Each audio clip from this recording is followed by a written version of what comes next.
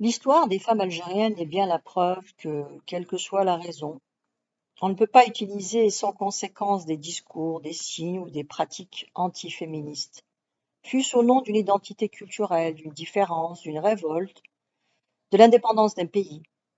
Preuve encore la mise au purgatoire du mot émancipation que je reprends à Madame Sid Cara, en mesurant les foudres que cela peut déclencher. Il est temps de sortir ce mot de l'interdit où l'histoire de la libération l'a mis et de désacraliser le voile. Ce travail de réappropriation est plus que jamais nécessaire aujourd'hui, où jusque dans le cœur des grandes villes, le nombre de petites filles voilées qui attendent que sonne la cloche de la récréation montre, à l'évidence, que nous allons dans un sens quasi irréversible. Et que si on y rajoute les étudiantes qui sont elles aussi presque toutes voilées, il nous faudra dans un avenir très proche accepter l'idée que si l'islamisme politique a échoué, l'islamisation des mœurs est en passe de réussir. Étendard contre la société dominante en Europe, au subterfuge pour mieux y réussir, résistance à la colonisation dans le passé en Algérie, acte politique en France des jeunes femmes islamistes contre les pouvoirs en place. Dans tous les cas de figure, l'image de la femme voilée a acquis une légitimité de moins en moins contestée dans les sociétés européennes, sans perdre pour autant son pouvoir normatif sur le rapport des sexes. Les travestissements du voile n'enlèvent rien au sens du voile.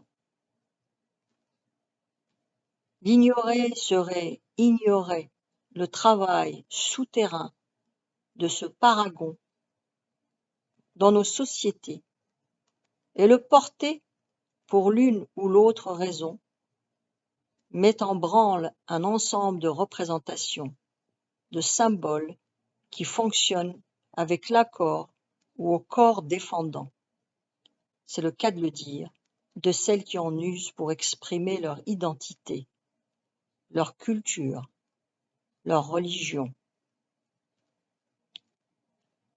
Leur liberté, disent-elles. Les intentions des jeunes filles et des femmes voilées, aussi libres se croient-elles dans leur choix de se voiler, ne peuvent gommer le fait qu'elles portent le signe d'une morale qui a ses codes, qui les dépasse totalement et qui engendre une ségrégation des sexes. La vérité nue, présentée aujourd'hui par nos amies féministes européennes comme une simple commodité, un arrangement avec les embarras de la société, présentée par d'autres comme un droit, une liberté, une différence culturelle, évoquant la tolérance ou le pragmatisme, le voile s'impose sans violence. Tous ces discours, explications endorment notre vigilance. En Iran, le voile mobilise contre lui, tandis qu'en Europe, il est donné pour un choix. La ségrégation qu'il induit et les dispositions prises pour la mettre en œuvre ne sont plus pensées. Cet effort critique est d'autant plus difficile que, concernant le voile, la ségrégation sexuelle s'opère de manière difficilement décryptable. Les femmes iraniennes voilées ne sont-elles pas bien implantées dans la vie économique du pays? Ne voit-on pas des jeunes filles portant le voile avec un jean, le nombril à l'air et un maquillage outrancier? À partir de ces images superficielles, les scrutateurs des sociétés dites arabo-islamiques glossent sur la modernité des pratiques islamiques et tiennent des discours optimistes et doctes sur la capacité de l'islamisme politique à participer, voire même à établir une démocratie dans les pays à majorité musulmane.